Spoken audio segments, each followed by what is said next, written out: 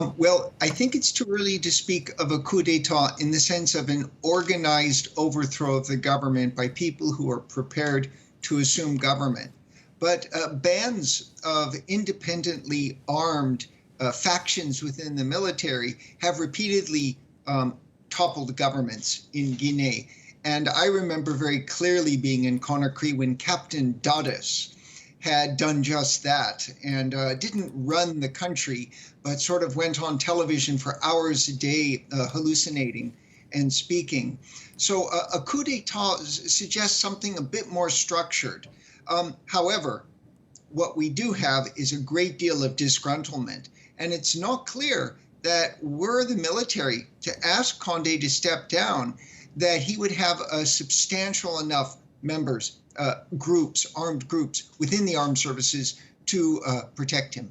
So one would imagine, as the situation evolves and we wait for more information, there'll be a war of communication in many senses from both sides of this. You spoke about those who are disgruntled with Alpha Condé, but equally those who are in support of him.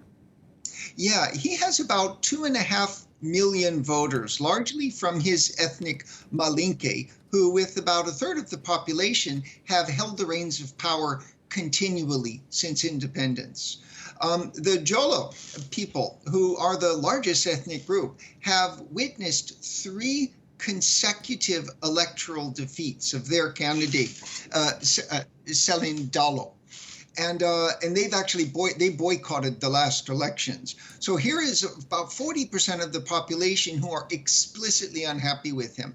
And after the constitutional reform last March, they took to the streets. But also within the military, after the constitutional reform, there was a mutiny in one of the military bases. So we do have an indication that he does not control all the military, and that, of course, is a central feature to any blooming tyrant to maintain military loyalty. I mean, Douglas, as you say, there are clear divisions that are, coming to light more effectively within the military. I mean, if you look at the ground, the average Guinean as well, has spoken about, levels of poverty, the lack of infrastructure in the country. Another reason for disgruntlement within Guinea.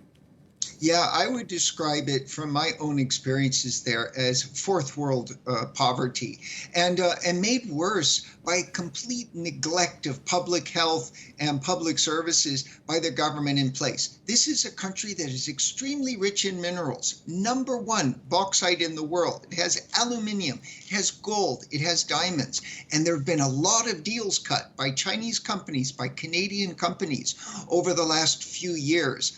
And it could be that he has failed to distribute these mineral rents to decisive actors. And that could very well be what is behind this last move to remove him from power.